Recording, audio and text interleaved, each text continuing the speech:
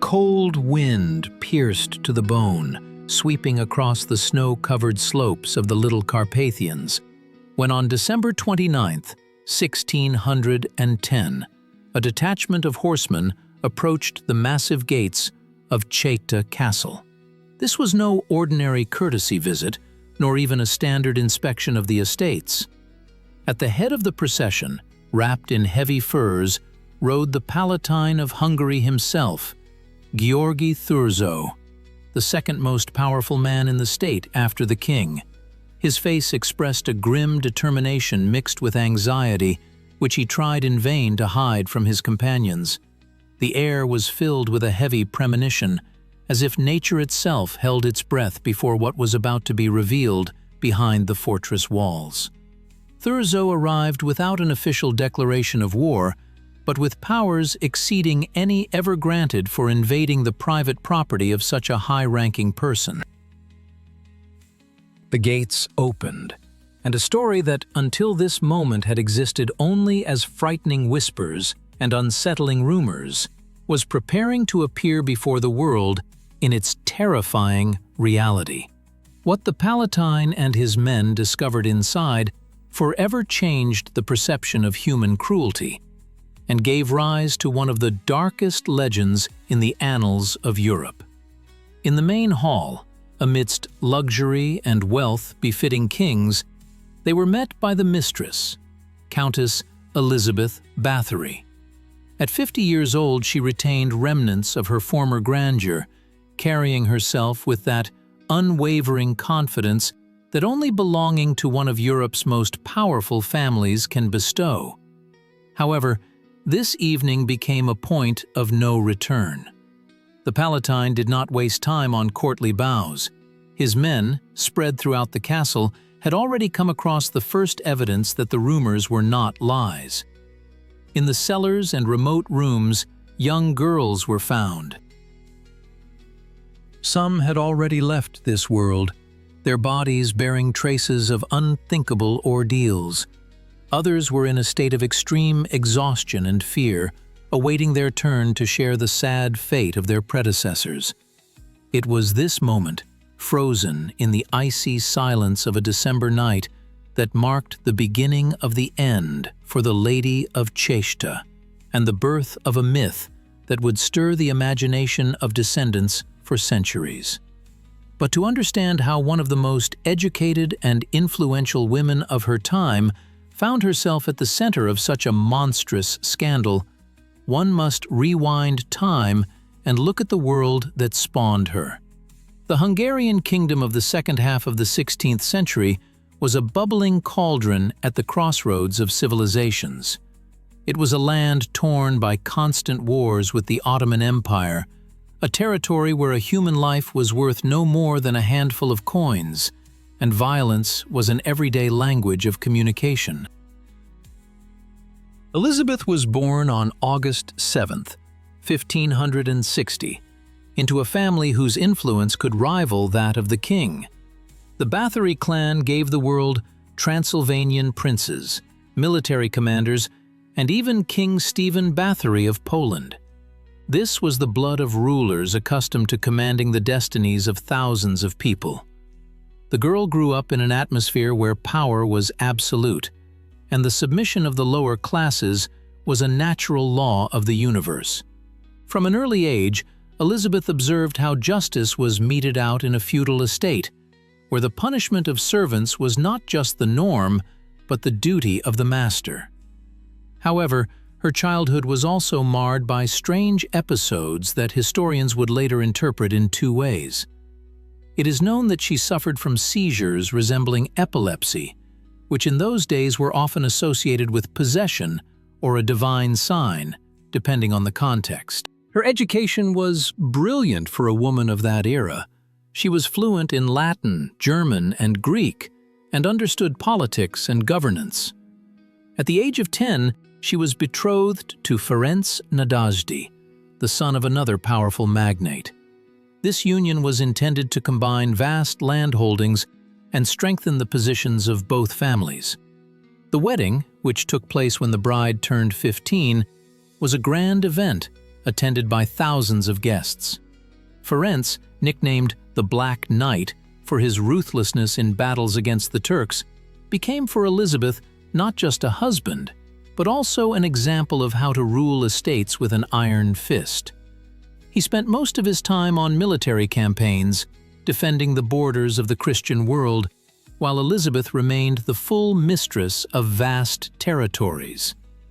The responsibility for defending castles, managing the economy of the estates, and of course, maintaining order among the numerous retainers fell on her shoulders. It was during these long periods of solitude and boundless power that the traits that would later lead to tragedy began to form. Letters from that period show Elizabeth as a harsh, pragmatic woman, deeply immersed in household concerns. She cared for her 5 children, and simultaneously, with icy calm, gave orders for the punishment of erring servants. In a world where cruelty was the norm, the line between strict upbringing and sadism was thin and blurred. For a 16th-century aristocrat, the life of a peasant did not hold the value we attribute to it today. A serf was property, a tool, and if a tool broke, it caused only annoyance but not moral torment. However, what began to happen within the walls of the Báthory castles went even beyond the harsh customs of the time. Rumors began to spread through the surrounding areas long before the Palatine's visit. Peasants whispered that girls who went to serve in the castle disappeared without a trace. There were talks of strange sounds coming from the Countess's chambers at night, of closed coffins secretly removed under the cover of darkness. At first, these conversations were attributed to superstition and fear of the strict mistress. After all, high mortality was not uncommon.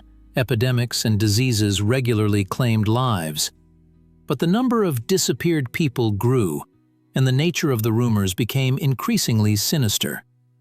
Local pastors, to whom frightened servants came for confession, began to write cautious letters to the authorities, hinting at unchristian acts taking place on the estate. However, Báthory's high status made her untouchable. Who would dare to challenge the widow of a war hero, a relative of cardinals and princes? Complaints drowned in bureaucratic mire, or were simply ignored, until the scale of what was happening began to threaten the reputation of the entire nobility. The turning point came after the death of Ferenc Nadasdy in 1604. Left a widow, Elizabeth gained complete independence, but at the same time lost the protection that her husband's name provided. Her behavior, according to contemporaries, became more unpredictable. If earlier her cruelty could be attributed to excesses of disciplinary measures, now they acquired the character of a systematic ritual.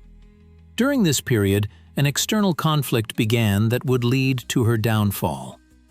Elizabeth made a fatal mistake. Feeling impunity, she crossed the line separating peasants from nobles. The victims of her wrath were not only commoner girls, but also the daughters of minor nobles, sent to her for upbringing to learn court etiquette. The disappearance of noble maidens could not be hidden or explained by sudden illness as easily as the disappearance of a village orphan. This touched the interests of the class on which the monarchy rested, and the machine of justice, albeit creakily, began to turn in her direction. However, behind the facade of these horrifying events lay another, deeper layer of conflict. The inner world of the Countess herself. What drove this woman? Was she the embodiment of pure evil as legends portray her, or a hostage to her own psyche and circumstances? Medical historians, analyzing preserved documents, suggest that Elizabeth suffered from serious mental disorders. Perhaps it was a sadistic personality disorder exacerbated by unchecked power. A terrifying, cyclical pattern was discernible in her actions. Periods of calm were replaced by outbursts of uncontrolled rage, during which she lost her human appearance. Servants who witnessed these fits described her eyes as burning with infernal fire. But was this madness in its pure form? Elizabeth maintained clarity of mind in financial and political matters until the very end. She masterfully managed her lands, corresponded, and litigated for inheritance. This combination of rationality in business and irrational cruelty in daily life creates a portrait of a complex, fractured personality. There is also a third facet to this story, the mystical one, connected with the legend of the blood baths. According to popular myth, Elizabeth believed that the blood of virgins restored her youth. Allegedly, one day, after striking a servant, she noticed that a drop of blood on her hand made her skin smoother and fresher. From that moment, her hunt for the elixir of eternal youth began. However, if we turn to the documents of the 1611 investigation, we will not find a single mention of blood baths. This colorful and gruesome image was invented much later, in the 18th century, by the Jesuit Laszlo Tarozzi, who recorded local legends. The reality, according to interrogation protocols, was more prosaic, but no less horrifying. It was not about mystical rejuvenation rituals, but about a pathological desire to inflict pain, about the enjoyment of power over another's body and life. Disciplinary punishments, needle pricks, cauterization with hot irons, dousing with ice water in the cold, became an end in themselves. This was not magic, but deviance, the dark side of human nature unleashed by the absence of prohibitions. And here we come to the most complex and contradictory layer of the narrative, the political one. In the story of Elizabeth Báthory, there are too many inconsistencies to accept the official version unconditionally. By the time of her arrest, the Countess was, perhaps, the richest woman in Hungary. The crown owed her an enormous sum of money, spent by Ferenc Nadasdy on the war with the Turks. King Matthias II, who had just ascended the throne, desperately needed funds and lands to consolidate his power. The debt to Nadasdy's widow hung heavily on the treasury. Eliminating the creditor, confiscating her property, or establishing guardianship over it was an extremely advantageous move for the Habsburgs. Moreover, Elizabeth was a Protestant, a Calvinist, while the Habsburgs actively promoted Catholicism. Her independence, wealth, and faith made her an eyesore for the Viennese court. György Thurzó's role in this drama is also ambiguous. On the one hand, he acted as a defender of law and Christian morality. On the other, he was a relative of Báthory and one of those who claimed part of her inheritance. It was Thurzó who corresponded with the king, discussing the Countess's fate even before her arrest. It is noteworthy that Elizabeth was never given the opportunity to appear in court and defend herself. Her accomplices, servants who under torture could confess to anything, even to conspiring with the devil, were tried. The Countess herself was simply isolated, declared guilty de facto. This violation of the legal norms of that time suggests a carefully planned operation. If Elizabeth had spoken out in a public trial, she could have revealed inconvenient facts about the crown's debts or accused her judges of bias. Her silence was bought at the cost of her freedom. The interrogation protocols of the servants, Dorothea Sentes, Ilona Yo, Katarina Benitska, and the dwarf János Ujvári, nicknamed Ficzko, make for chilling reading. In January 1611, they were tried in the city of Bicsa. Subjected to brutal interrogation, they testified against their mistress, describing details that made the blood of those present run cold. They spoke of hundreds of victims. One testimony cited the figure of 650, allegedly recorded by the Countess herself in her personal diary, which, by the way, was never found. This figure still causes controversy. Was it an exaggeration, extracted under torture, or a true reflection of the scale of the tragedy? The servants recounted how the Countess personally participated in the tortures, how she laughed watching the girls suffer. But can one believe people whose bodies were broken by executioners demanding specific testimonies? On the other hand, the number of bodies found and the testimonies of independent witnesses who saw strange cargoes being removed from the castle suggest that there is no smoke without fire. Most likely, the truth lies somewhere in the middle. Crimes were indeed committed and were systemic, but their scale and mystical implications were inflated for political purposes. The transformation of Elizabeth's image from a powerful aristocrat to an immured prisoner happened rapidly. After her arrest, Thurzó did not send her to prison or execute her like her servants. Her noble birth protected her from the block, but doomed her to a fate perhaps more terrible. The accomplices were executed with particular cruelty. The fingers with which they touched the victims were torn off with red-hot tongs, after which their bodies were committed to fire. Elizabeth, however, remained in Čachtice Castle. By decision of the family and the king, she was walled up in her own chambers. The windows and doors were bricked up, leaving only a small opening for food delivery and ventilation. The woman who owned thousands of acres of land and shaped destinies found herself trapped in a stone sack,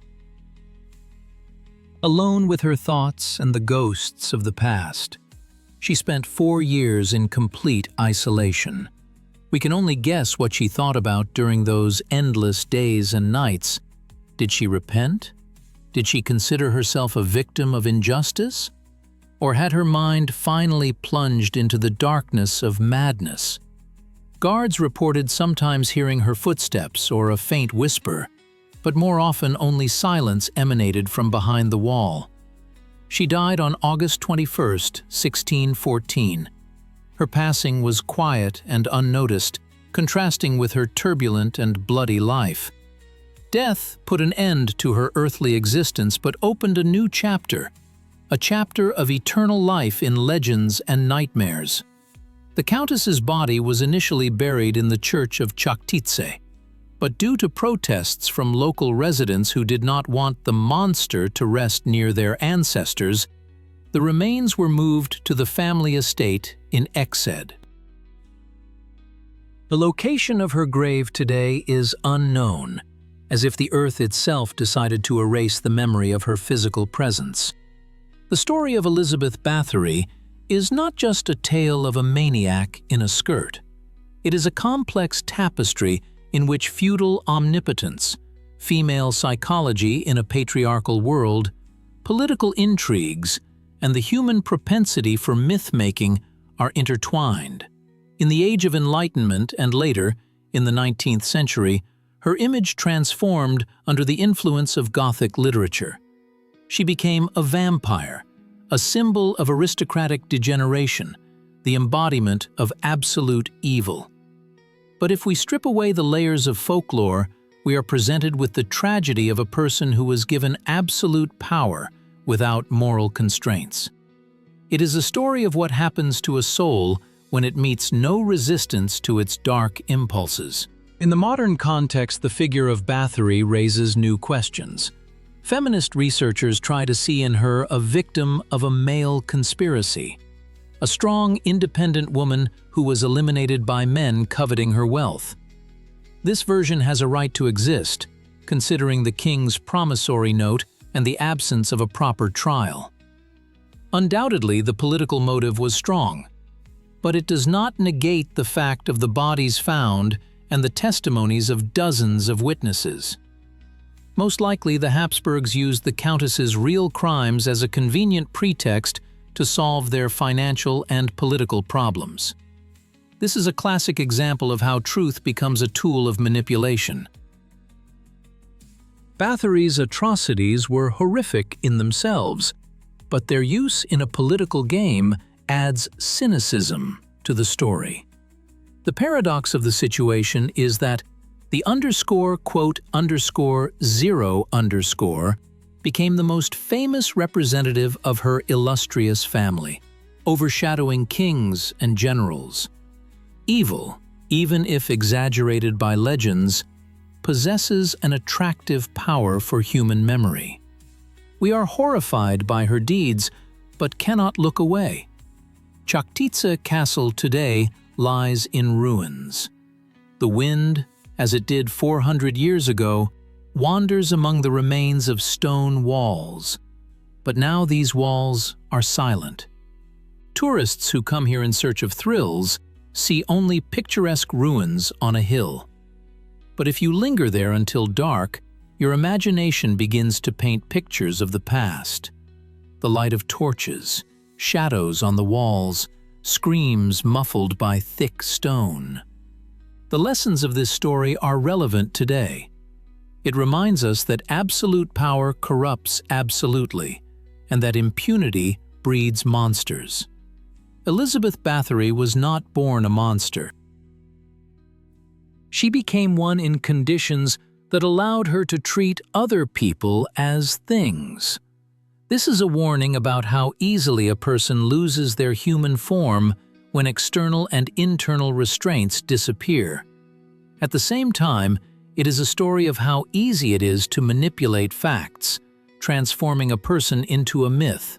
Where truth ends and fiction begins, in Báthory's case, we may never know for sure.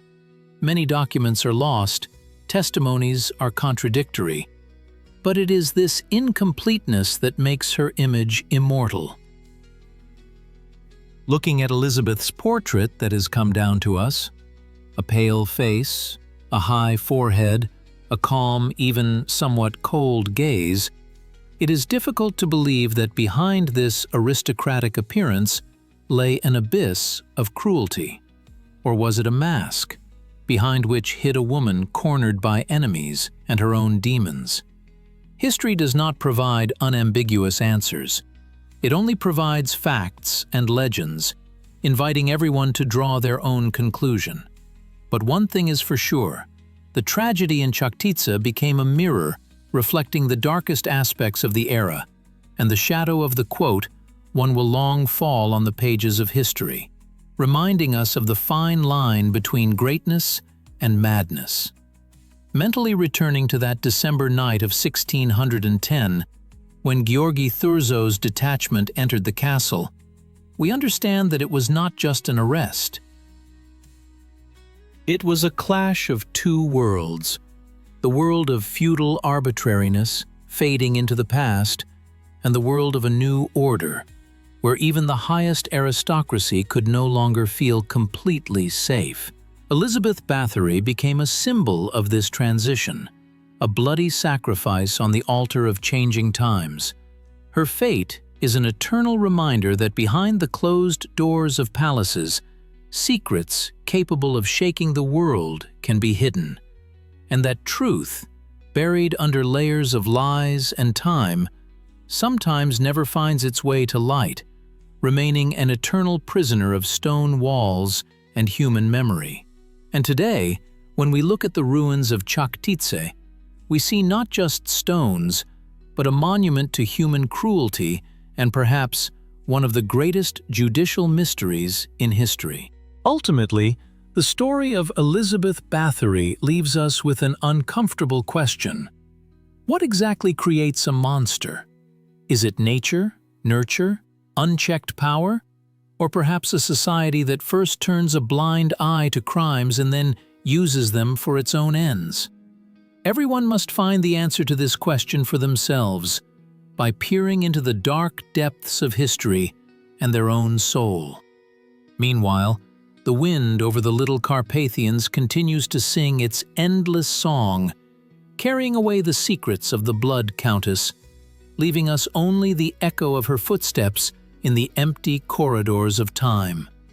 In studying the phenomenon of Báthory, one cannot ignore the social aspect of what happened. For many years, hundreds of people, servants, neighbors, local priests, knew or suspected what was happening within the castle walls. Why did they remain silent? Fear of the powerful family was great, but an equally important factor was the general indifference to the suffering of little people. In a hierarchical society, the life of a serving girl was worth less than a purebred horse. Only when the countess's aggression extended to the daughters of nobles did the system react.